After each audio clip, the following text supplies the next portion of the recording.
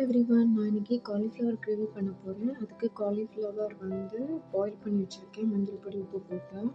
அதுக்கப்புறமா ஆயிலில் மஸ்டர்ட் போட்டு வச்சுருக்கேன். மஸ்டர்ட் பொரிஞ்சு வருது. அந்த பொரிஞ்சு வந்ததும் நம்ம என்ன பண்ணுறோம், எங்கள் அம்மா கொடுத்து விட்ட ட்ரை கறி லீவ்ஸ் இருக்குது. அந்த கறி லீவ்ஸை நம்ம இதில் போடுறோம்.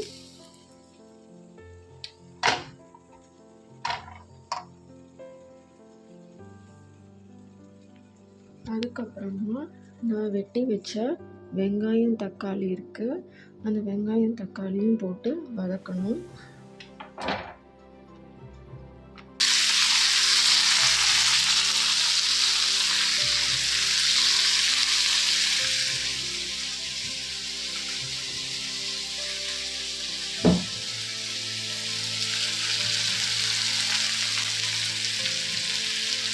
வெங்காயம் தக்காளி போட்டு வதக்கி வச்சுக்கணும்.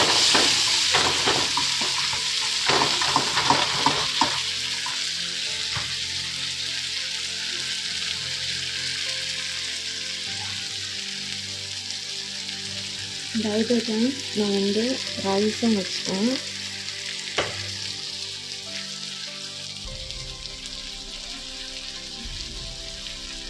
வெங்காயம் தக்காளி வதங்கி முடித்ததுக்கப்புறமா நான் அதுக்குள்ள ஸ்பைசஸ் ஐட்டம்ஸ் எல்லாம் போடுவேன். இஞ்சி பூண்டு பேஸ்ட்டு, மிக்சடு வத்தல், மல்லி, மஞ்சள் பொடி, கரம் மசாலா, உப்பு எல்லாம் போட்டு நல்லா வதக்கிட்டு இந்த காலிஃப்ளவரை சேர்த்துட்டு கொஞ்சமாக வதக்கிட்டு கிரேவி மாதிரி வச்சு ரைஸுக்கும் சாப்பிட்லாம், சப்பாத்திக்கும் சாப்பிட்லாம். வெங்காயம் தக்காளி நல்லா வதங்கியாச்சு. இதெல்லாம் நம்ம இஞ்சி பூண்டு பேஸ்ட் போடுறோம்.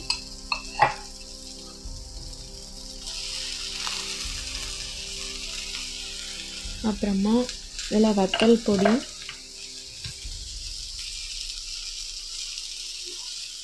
அப்புறமா மல்லிப்பொடி, அப்புறமா மஞ்சள் பொடியும் போடுறோம். மஞ்சள் பொடி, கரம் மசாலா பொடி.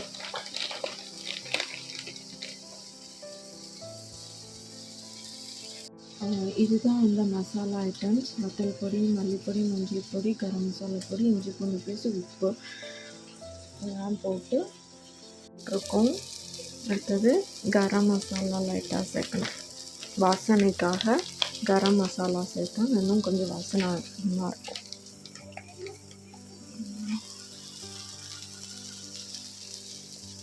பாயில் பண்ண காலிஃப்ளவரை இதில் அந்த மசாலா கூட மிக்ஸ் பண்ணி கிரேவியாக நம்ம ரைஸ் கூட வச்சு சாப்பிட்லாம்.